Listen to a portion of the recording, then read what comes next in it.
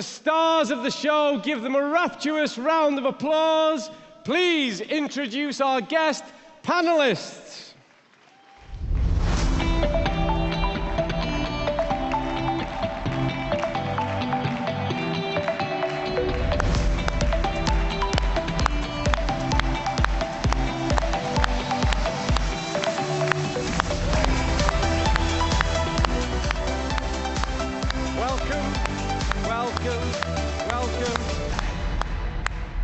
Welcome. I am not going to steal any time away from what it is that we need to do. It's far more important that you listen to these people than listen to me. But to help them out, I'm going to start off with some questions, and then let's all watch and see where this goes as we tap into this. Where should we begin? It's been a long road developing the test that we were very proudly released yesterday. So I'm going to start with you, Paul, to give people, let's give people an insight to this area so there's a level of understanding right from the start. You are defined by 20 to 25,000 genes. That's a lot. But the microbes inside you, well, they have a few more than that. In fact, if you add them all up, it comes to about 12 million. What are those genes doing? They're making proteins. Many of those proteins are enzymes, and they're coding for metabolic sequences, and they're producing compounds which are extraordinarily diverse. Now, we have made a bargain with our microbiome. We've outsourced to the microbiota some of our own metabolic functions. But it is a devil's bargain, because in that soup, that extraordinarily complex soup of compounds that they make, there are many which are extremely bad for us. That is why colonic epithelial barrier function is so critical to our health, why Hippocrates got it right. What we are doing is we are revisiting Hippocrates' original concept, but looking at it through the lens of 21st century science. We've been doing this for quite some time. Good science takes time. We had different ideas.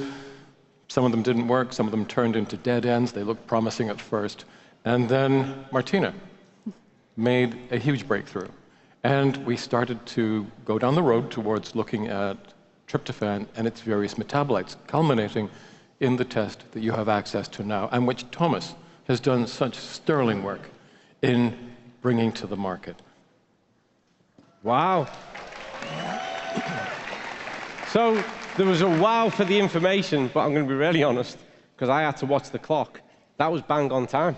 So a huge round of applause for Paul for being on time. Thank you very much, Paul. So whatever you took from that, whether a lot of that registered with you straight away, we really have to appreciate the fact that there is a lot of different people in this room with different levels of understanding. And we are going to do our absolute best to take a route through this so that you all benefit from some information. But it's difficult because it is complex. But let's see where we go. Hopefully, this will just open you up to better questions and more meaningful conversations. So on that point, Martina, tell us a little bit about the decisions that you faced when you inherited this legacy of developing the gut test on behalf of Zinzino. Well, before I started, there had been a lot of groundwork, and there were a lot of interesting markers to look at. And we started to look at the data from all of that and try to make sense of that. And there were also challenges with how to analyze them.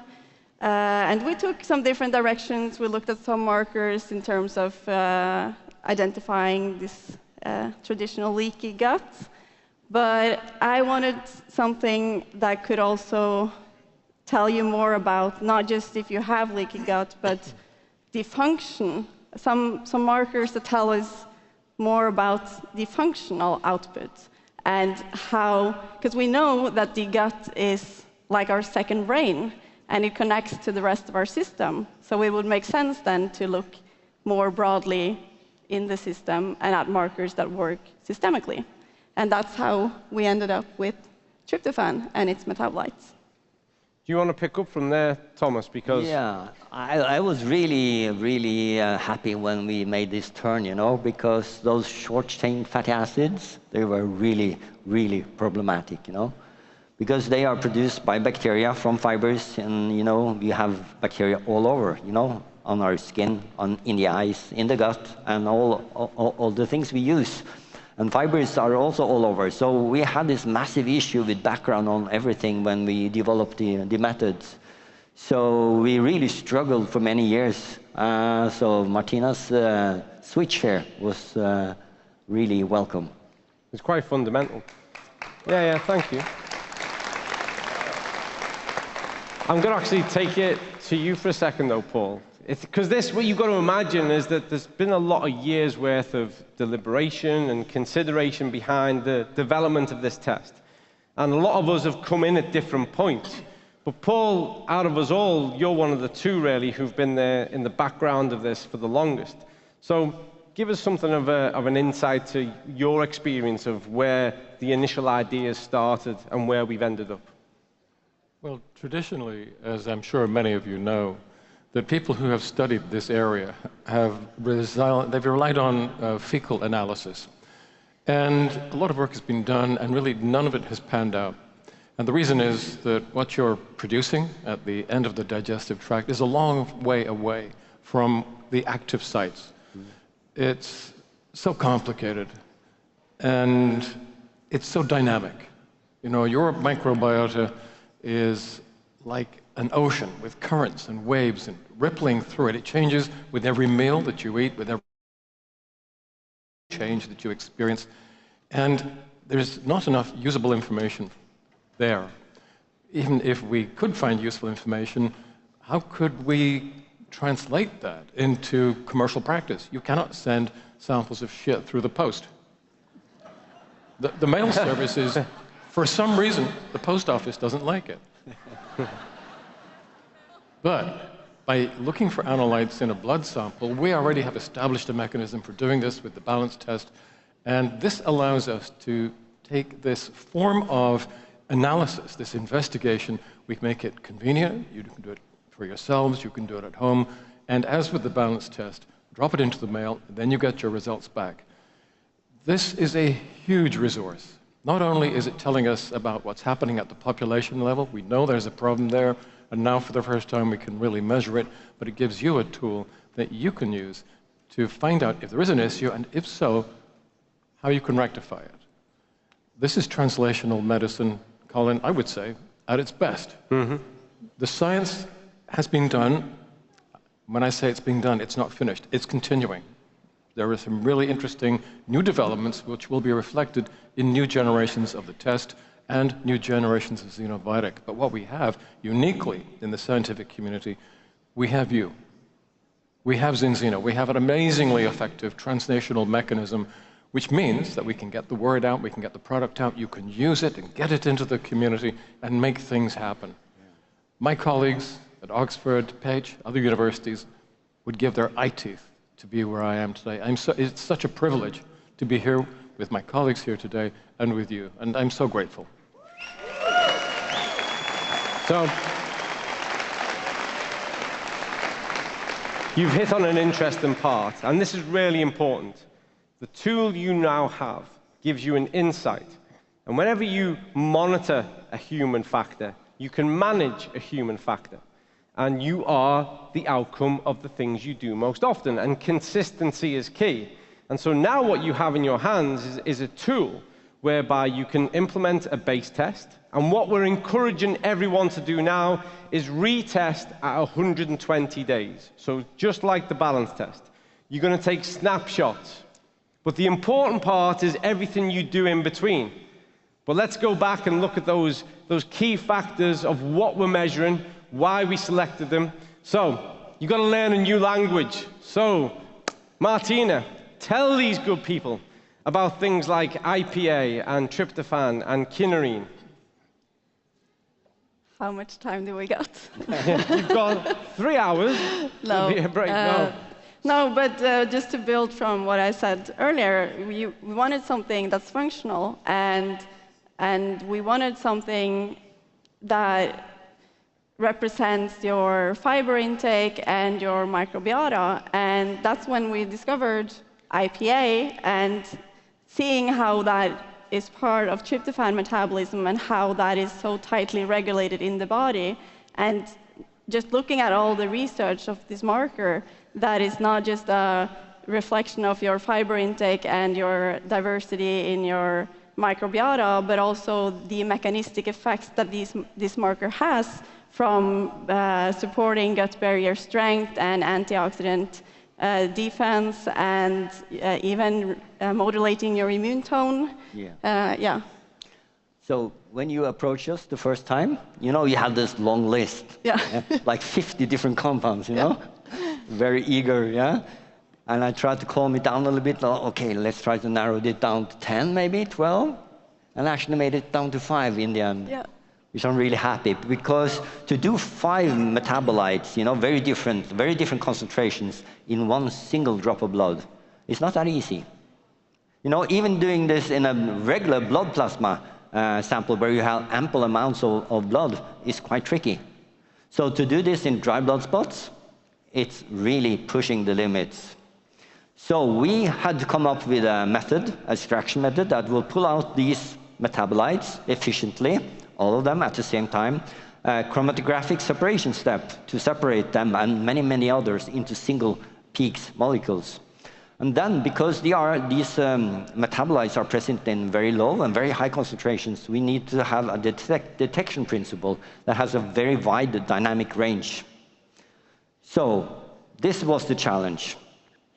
Using the test is easy, but developing it wasn't. Thomas has done amazing work.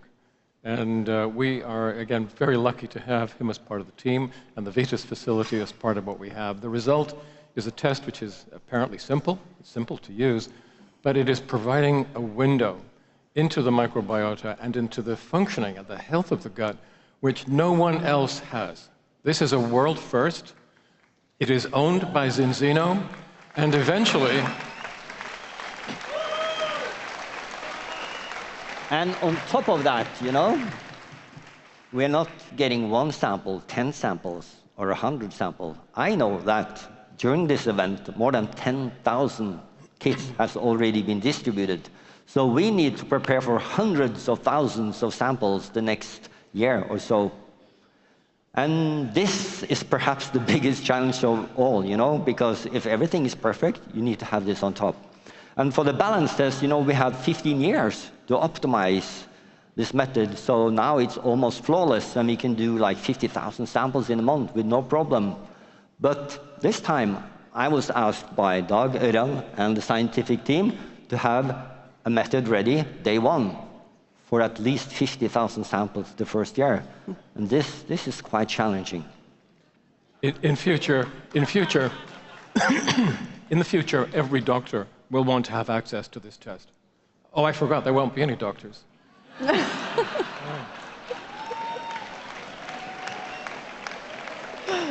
Oh, you want me back? No, this is really good. There is a lot to it. We have high standards, we have high expectations, we're ambitious. And I know that a problem that you're all going to face when you go out there, you're going to meet people who think they already know. And one of the oldest phrases in the world is that you cannot teach someone something they think they already know. And they're also going to say, well, this is done that way. And you're going to have to educate people. And so based on the fact that we know you are the front line, and remember, in about 7 minutes, you're about to be ordained as researchers on behalf of Zinzino, you're the front line. You're going to have the conversations. You're going to be the one who's expected to explain this so that someone can take control of their health. And so because of that, and I think we'll start with you, Paul, what was the one thing, if you were only able to stand on this stage and tell these people one thing you think they need to know about this test, what would it be? For the first time, you can actually look inside your own intestines. It's a beautiful thought, isn't it? For the first time, you can generate an insight into your true internal intestinal health. And that is more than we have ever been able to do before. This is a world first. And once again, my heartfelt congratulations to the team. I could not hope for better colleagues.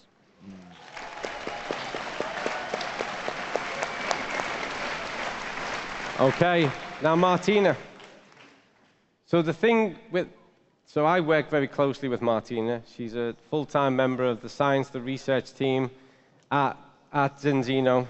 And so I've got to know Martina really, really well. If we all knew a little bit of the amount that Martina knows, we'd probably all get headaches and go, what? Whew. So Martina, try and compress it into a tiny little thing. What's the one thing that you'd like people to just either appreciate, recognize, whether it's a benefit, a limitation of the test? What I like about this one is that it is so lifestyle oriented and preventive health oriented, which is exactly what we are working on. We want to improve people's lifestyles through better diets and better health, and this is a tool that helps you do that because the markers are in that direction. They are helping you see early signals of where you can intervene and how your lifestyle and how your diets are influencing these markers, and help guide you make better choices for yourself to prevent health, which is what we're working on. And those choices are really simple. Better food choice, intelligent supplementation, physical activity, and exercise. And maybe I'll jump ahead a little bit now, because people will ask the question. So someone takes the test, what should they do? What I'd suggest you do is take the health protocol. There was a point where we said, do we call this the health protocol test? Because we know the magnitude of the positive impact that Balance Oil with Xenobiotic has, and then when you add those micronutrients of Extend, you get a multiplier. So that's that question answered. Make intelligent supplementation choices. Let's get real about food. Let's move. Let's exercise. Thomas. I hope you understand how difficult this has been. I mean, we started in 2019, and we've been working really hard, the whole team. And we've been through a lot of different